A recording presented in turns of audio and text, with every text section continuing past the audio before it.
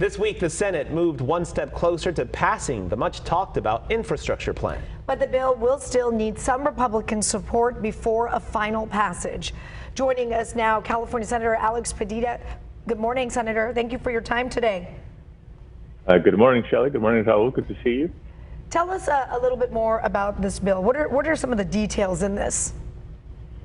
Well, this is the first of two bills, actually. There's been a lot of discussion about an infrastructure package, the need to sort of make big investments, not just in roads and highways and tunnels across the country, but really multiple areas of infrastructure, the electrical grid, water systems, housing, broadband deployment, and more. And so this is the initial package of bipartisan agreement to invest about $1 trillion total, including nearly $600 billion in new spending in multiple areas of infrastructure. What does it mean for sort of the San Diego region? We're talking about improvements to highways, looking at the border crossings, electrical grid resiliency, right? We know that when there's wildfires in California, the electrical grid is jeopardized. We want to avoid blackouts in the future, so improvements to the electrical grid while making it more efficient is one of the areas of emphasis here. But we do plan to follow it up with another infrastructure package through a budget reconciliation process. It could be a partisan package, but another big infusion in infrastructure in the next couple of weeks.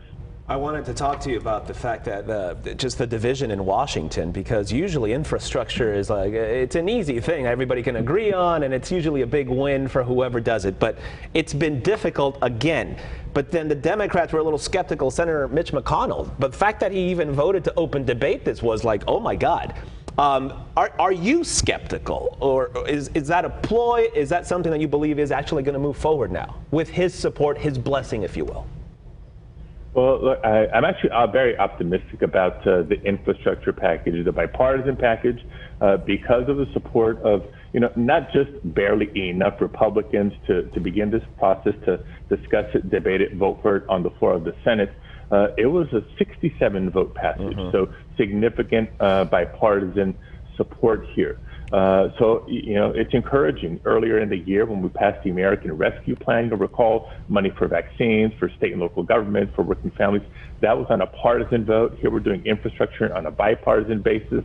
If this is a sign of things to come, to expand access to health care, protect voting rights, and more, then I'm all for it. But yes, times are tough. The partisan nature of the Senate is not making anything easy.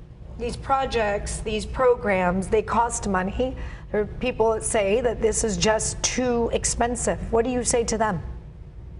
Yeah, well, I think there's also a cost of not making these investments. The good news here is in this bipartisan package, there is no tax increases for the middle class. And in the Democratic package that you're going to see here in a couple of weeks also protects middle class families.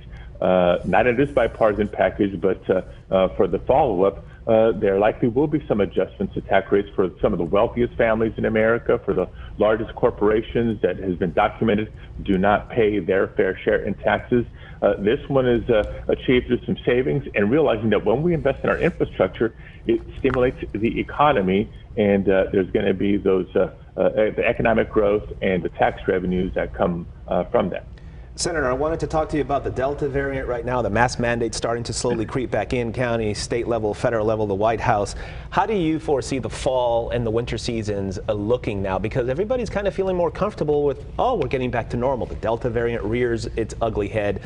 For us here in San Diego, the convention center starting up business with big conventions once again. How bad of a problem is this right now? Look, I'm so glad that you bring this up because it's been a rough year and a half with the COVID-19 virus.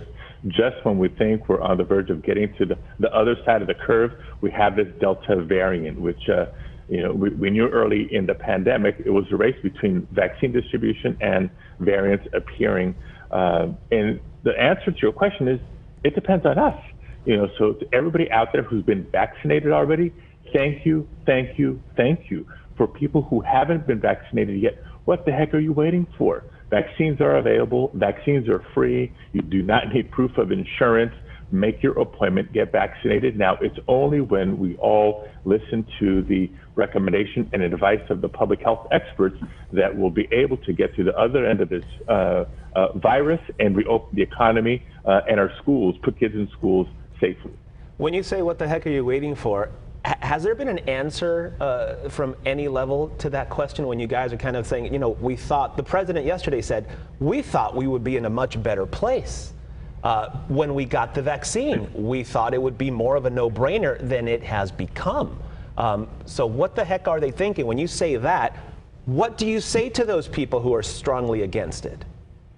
Yeah, so for the people who haven't been vaccinated, look, we know there's a couple of challenges there. One is either misinformation or, frankly, disinformation, the intentionally misleading information about the virus, whether it's real or whether it's a hoax. Yes, it's real, and about the safety of the vaccines. And so anybody with questions, anybody who's not sure, listen to the experts, please. Talk to a doctor, talk to a medical professional, and don't just believe anything you see on Facebook or Twitter. And second, for those who may be interested, look, there are some challenges. We know we had some successful mass vaccination sites in California earlier in the year. That got to a lot of people, clearly didn't get to everybody. So whether it's community health centers and community-based clinics doing some door-to-door outreach, that's going to be part of getting to another level of folks. And employers. Look, the president announced just yesterday that some of the small business assistance funding through the American Rescue Plan is eligible to cover the cost of giving employees time off of work to go get the vaccine. So let's not let work schedules be an impediment between keeping your job and your livelihood and getting vaccinated. Senator, one final question. You've also introduced a bill to combat health risks from extreme heat. We often sometimes get that here in San Diego. Thankfully, it seems like it's been a milder summer from what we've experienced in the past. What would this bill mean for San Diegans? Yeah, well, this is one of a number of examples, by the way, where I think California's policy leadership is setting a model and a foundation for national policy. In California, we have standards in place for people who work in extreme weather conditions, not just farm workers, but people in construction, et cetera.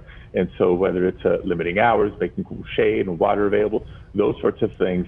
So we want to build on that from a workplace standpoint, but making funding available for the long term, whether it's through tree planting or other things. We know there's things we can do from an infrastructure standpoint that can literally cool our communities, cool our cities, cool our environment to avoid the health impacts and the fatalities that are associated with extreme heat exposure. Senator Alex Padilla, it looks like you're settling in nicely there in D.C. We appreciate the time this morning, sir. Thank you. Thank you. Can't wait to see you in person, but in the meantime, please stay safe. Yes, sir. We look forward to it next time you're in San Diego.